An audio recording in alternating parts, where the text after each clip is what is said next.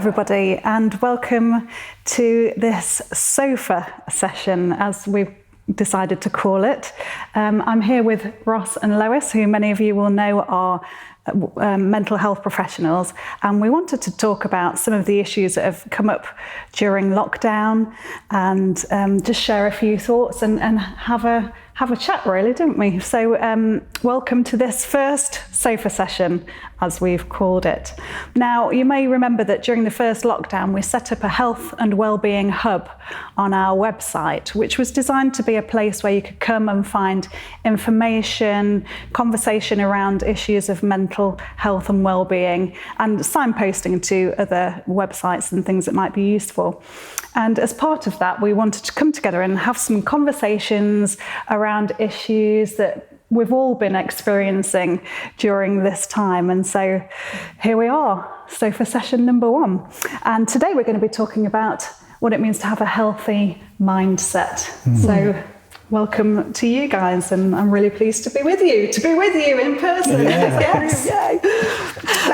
So just thinking about that lockdown then, it's been a real challenge, hasn't it? I can't believe it's been nearly a year since this all began. And we've all felt it, we've all found it challenging in different ways, doesn't matter what our circumstances. I think it's been hard for everybody. Yes. What are some of the things you've observed and noticed about, you know, where people are feeling the strain at this time? I think the one that everybody's talking about at the moment is homeschooling. I think that's a real challenge to many. But I would say people are probably feeling a real disconnect, a kind of groundhog day, a diminishing of the richness of our normal lives, narrowed down into sort of a few things. And I think people are finding that really, really hard. It's like when you talk to people and all you're talking about is what you've had to eat or what you've been shopping, because that's all there is at the moment, isn't it? Absolutely. So, so the people we're meeting is reduced, isn't it, as well? What we're eating, it's probably less exciting because we're not going out in the same way. So there's a great big reduction, I think, in the richness of our lives. And I think people are really struggling with that. Yeah, there's that sense of isolation if you live on your own has been heightened. But there again, in families, being cocooned together for so long has brought out other frustrations and things that don't normally get to us. You know, people find themselves being irritated more or getting angry more. You know, I've spoken to people about that. People who've already had some kind of anxiety issues have been really heightened because they're concerned about catching COVID, because it's all we talk about when you do meet somebody at the co-op. That's so true, It's the topic of conversation and the whole focus. So, I think that disconnect is a good word. Health, when you said that, just reminded me of quite a lot of health anxiety I've been working with too. People are obviously worried about their jobs at times, not everybody, but so their jobs, their futures, their finances. So there are these common patterns, but I do think there's a general diminishment. I've just made up a word, I think. I like it. Diminishment, which I think is affecting everybody. Even the introverts who at the beginning perhaps said, "Woohoo, I was made for this," are actually struggling too, because we are made for relationships. It's I think you talk about it sometimes, don't you, about the sort of it's a kind of social experiment. It's not really an experiment, it's just happened. Yes, it's really highlighted, hasn't it, that God designed us to be in relationship. Absolutely. And when that has been removed, it's really caused this wobble, this instability. That connection is so important and vital. I think that's really been highlighted. I think you found that with children as well, who have talked about missing school. Children who, perhaps don't normally, wouldn't say school was at the top of their, enjoyment list, but have really, really missed that. Definitely. Contact. Yeah, definitely. And I guess as well, the loss of stuff like, particularly again for young people, the milestones, the the things that they were going to be doing and Yes. they've missed out on that. Definitely. That's really hard. Yeah, I think so. And a worry about children's educations, a worry about the future. Anxiety and worry is a big part. I think the news plays a massive part in Absolutely, that. And I say this so often that really we kind of could do with less of it in a way. Yeah. You think of a year. I think of Philippians 4, which we may come back to, and it tells us about what to focus on, about those things that are true and pure and noble and praiseworthy, etc. We've had a year of turning on the TV to how people are dying, how they're ill, how they're separated from their families, highlighting every bad thing, and of course highlighting anything that looks like incompetence, and so it's just a constant negativity, and we're affected by it. Which is why Scripture really does encourage us to be thinking differently. Absolutely, and I think we'll come back to some of that in a little while. But it's interesting that when you look around, people have reacted differently. Some people have embraced this time and said, right, I'm going to start a new skill. I'm going to bake 57 cakes a week or whatever, and really, gone into that. And other people, just getting up and getting dressed would count as a win. Yes. And everything in between, So we're all handling stress. I guess we do all handle stress and change differently. What are some of the factors that can affect how we respond to stress?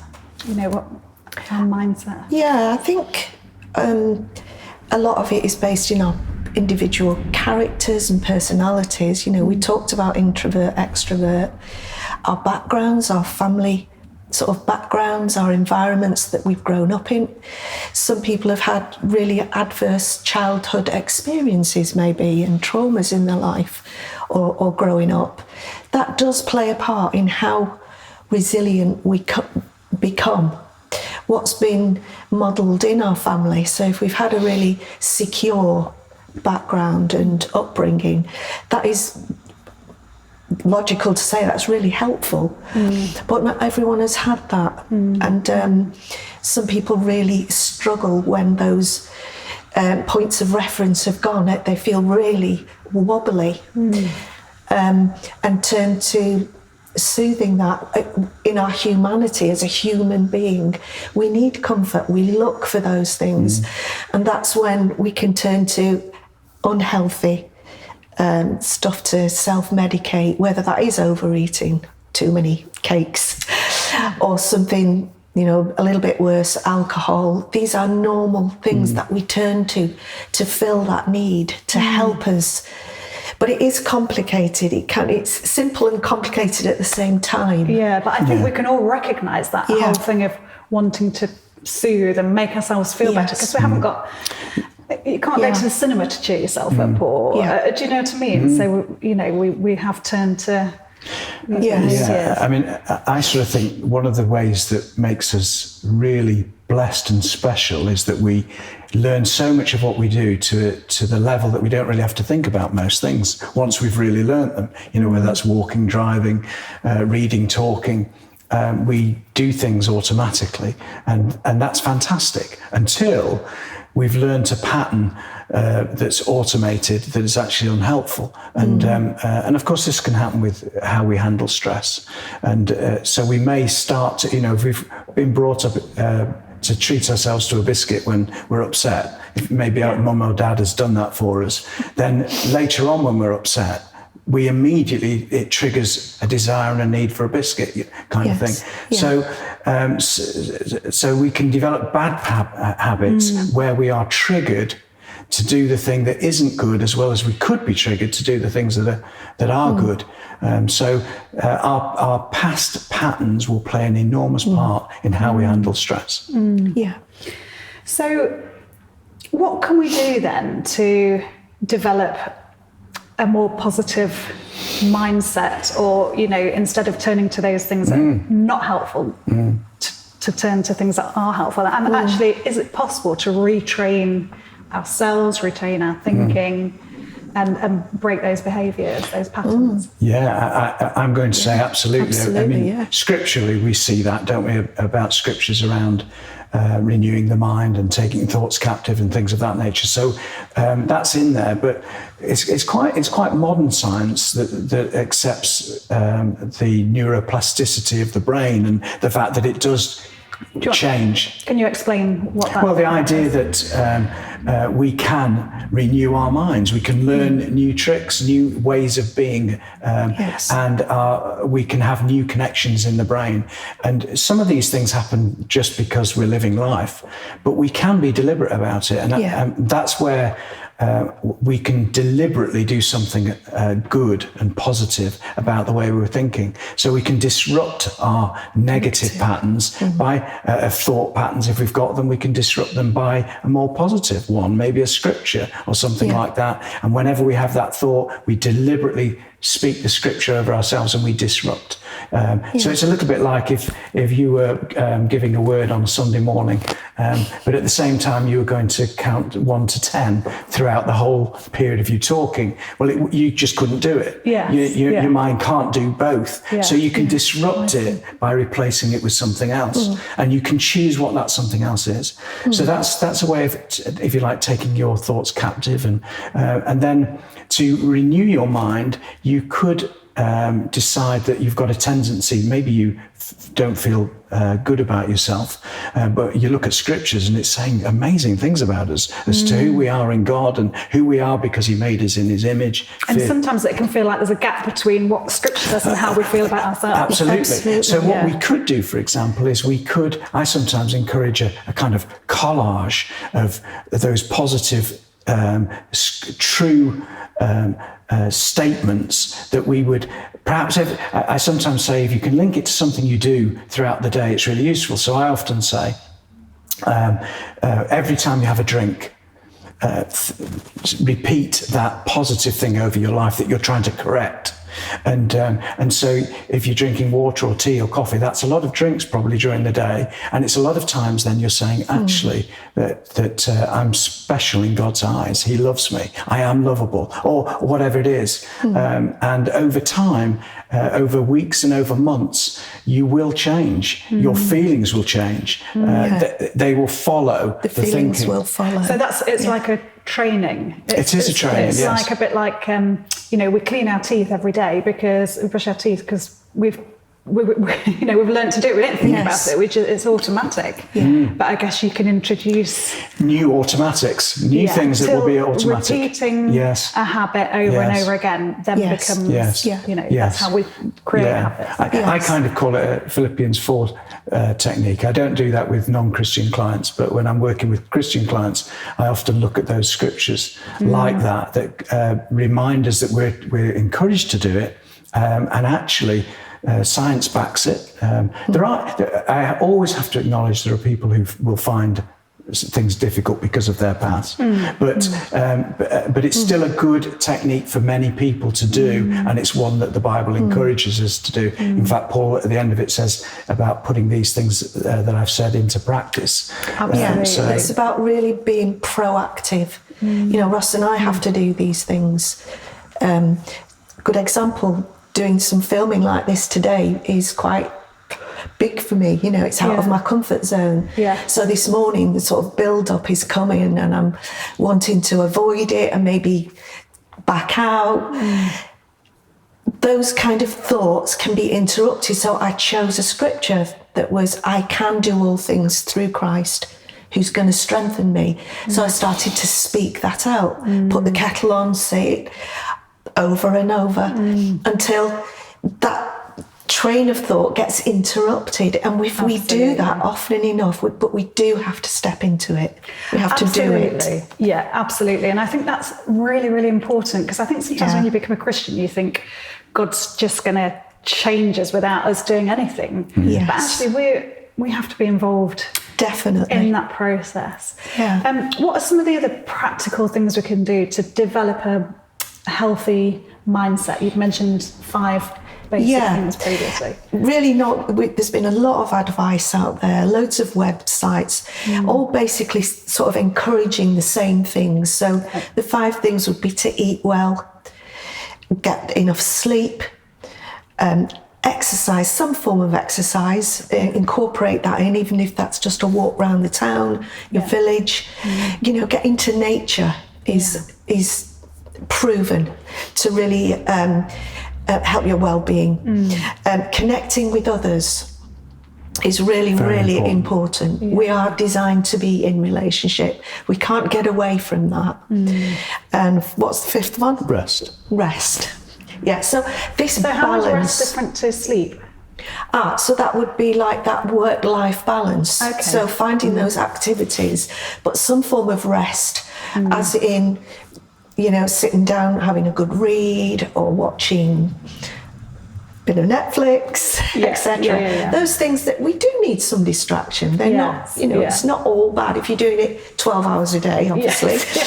But if one of those areas is a bit out of whack, so you just take sleep. If we're not sleeping well, it really affects us all round. So whether we're in a pandemic or not. Giving attention to those 5 foundational things in our lives are really important. And the connection one, if it's just picking up the phone and having a chat with someone, or, we've seen some fantastic projects, haven't we, where people are reaching out, in getting involved in food bank, or just helping neighbours. Outward focus can take away some of that isolation if we're on our own. Within the restrictions, and having some, if you're in a family, if you're an introvert, take some space, take some time out away from that. So some of those are the basics that I would encourage. And I've noticed, particularly around sleep, that when I don't sleep well, I'm more likely the next day to revert to some of those unhelpful habits of comfort eating, particularly, or whatever. So I can see how all those areas are really connected. I work with some areas of addiction, and there are certain key things that if we do badly, like these 5 things, like being tired, that cause us to be able to fight it. We're more ineffectual when we're not actually in good shape. So it's actually really, really important. I'm going to throw one more other thing in too, which is, I mentioned at the beginning about enrichment. We've become diminished. We've become diminished. Our life experience has become diminished. And we're having less enrichment. So I would encourage us to actually think about how we can expand that despite the lockdowns. There's loads of things on the internet, how you can sort of do activities together maybe, or activities on your own, the spiritual ones, physical ones, mental ones, but actually putting some effort. Where we've done something recently around food, and we're kind of trying to hold a load of different types of food and eating that we've not done before, and it's enriched. It's immediately enriched. So, but you have to put together. We're cooking doing together, different recipes. So it's. Just small things like that. It's really true, isn't it? Because I think we've all had that sense of Groundhog Day during this time. Where it's getting a rut. The same again. And getting up in the morning and sit at the same desk to do, I think we've all experienced that. So I love that just mixing things up a little bit. It's really important. Yeah. Any other final thoughts on positive mindset? I think on that same note, just having routine as well, though, does help us psychologically to have points of reference in the day. So if you're working from home, make that environment a workspace, boundaried, so that when whatever time you choose, 3 o'clock, 5 o'clock, that stops, that you move into a different setting to relax in. Getting up probably at the same time. Those kind of routines, have a timetable, is helpful, and factoring in those 5 things get out for 20 minutes for a walk, Yeah. come back, pick up work again. So having a bit of routine rather than no boundaries really can help us psychologically to manage a day. It's interesting because that whole, the commute home from work, this is one thing Andy has felt. It misses that because that's your kind of your wind down, you go over the day and then you sort of, relax. Yes. So he's found sometimes to go for a walk at the end of the day. Brilliant. Yeah. Just breaks that kind of, it's a demarcation of I finish work now. I am going to throw one more in, just very quickly, and that is being thankful. And sometimes we don't feel like being thankful. We're not in a good place for it, but actually it's very, very therapeutic if we can start to notice what is good in our lives.